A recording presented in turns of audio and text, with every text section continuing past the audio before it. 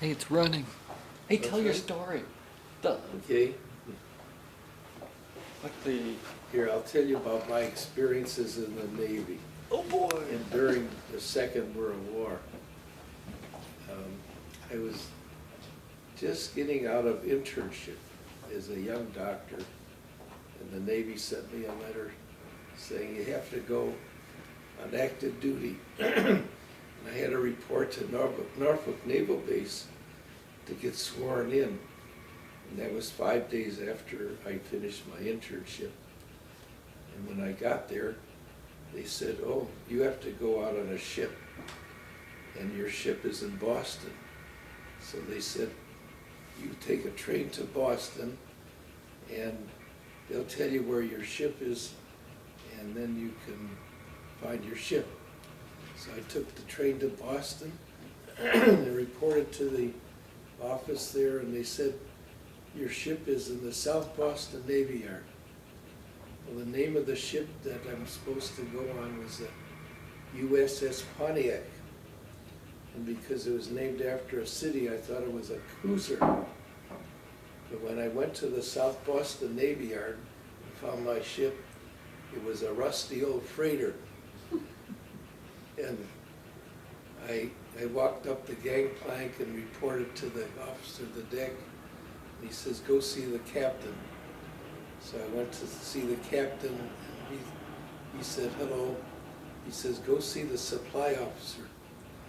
So I went to the supply officer, and the supply officer says, here's a .45 automatic and a book of Navy regulations, and you read it.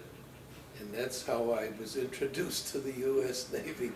You didn't have to go through like boot camp or No anything? no boot camp, nothing. Did you ever shoot a gun before?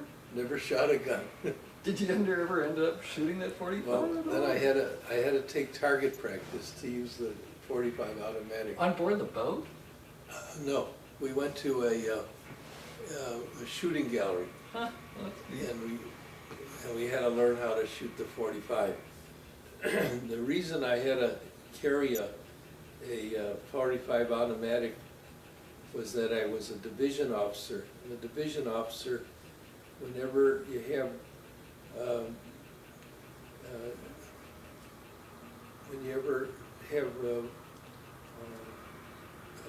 war action, you have to be in charge of a group of men, and you have to maintain order with your .45 automatic. And about 2 days later, we sailed, and we were sailing to somewhere in the North Atlantic, and the second day out, the alarm started to ring. We were being attacked by a submarine. That was my first attack experience of war. But that didn't last long, and we got by okay. And Did you have to wear your 45 automatic all the time? no, just when we were on, when we were being in action. Action. Or if we were having, we also had fire alarm, fire drill, and also abandoned ship drill. And the ship didn't have any lifeboats, but we had life rafts. And I was in charge of a life raft.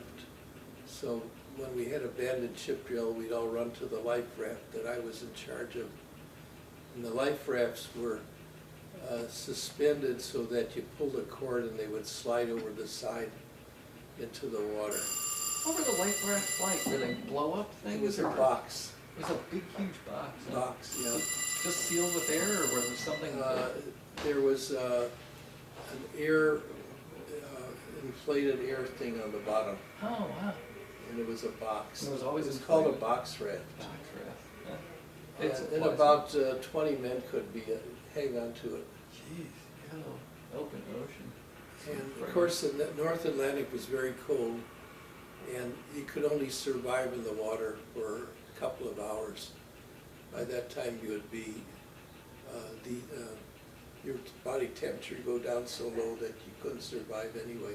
They didn't have suits that you wore or anything like that. Well, you could buy them, and I bought a rubber a rubber suit that I could put on so that you could survive longer. Longer. Do you remember how much it cost? Yeah, $100.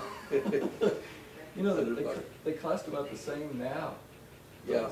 The survival suits. Well, they're better. That's one thing I was able to bring home because I wore it when we were being rescued. So that I was able to bring back. And as a matter of fact, it was laying in the garage for years and years, and a couple of years ago, I was cleaning out the garage and I figured I ought to get rid of it. So I called a couple of museums and they told me who would want it, and it was a museum in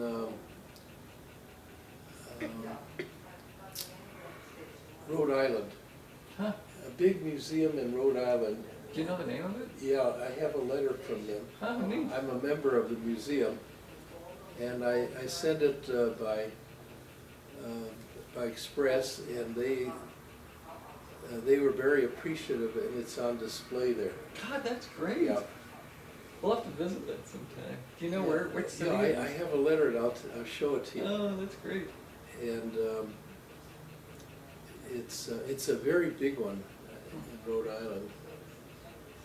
Either Connecticut or Rhode Island. But I got a letter. And then after that, our ship supplied, took supplies to all the naval bases in the Atlantic. And the naval bases were all the way from Iceland and Newfoundland and Azores and Bermuda and Puerto Rico and Cuba and South America, and we would go back and forth carrying food and mail and airplanes and guns and war supplies and bombs, and we went back and forth. At first we would go in convoys when there would be about 50 ships, but our ship was a diesel ship which was supposed to go at 14 knots, but the convoys would go at 10 knots, and our engine would overheat at 10 knots, and we would burn out a piston. So after a couple of times the breaking down, we started going either alone or with a single escort. When we went alone, it was scary because we had no escort or no protection. We were just sailing out in the Atlantic alone. How would they change a piston? We would be dead in the water, and they would take the head off the cylinder and disconnect the connecting rod and pull the piston out. How big was one of the pistons on one of those It was things? about that big around. Jeez. Yeah, they were big. Huh. But once we changed the piston, the convoy was about 24 hours away from us, so we would be traveling alone again. And it was very dangerous in the North Atlantic being alone because there were so many submarines. How long would it take to cross the North Atlantic? Well, we would travel about 300 miles a day. That was the average speed. And it was very difficult to navigate in the North Atlantic because it was so foggy, and navigation was by celestial navigation. You couldn't see the sun or the stars. So we would navigate.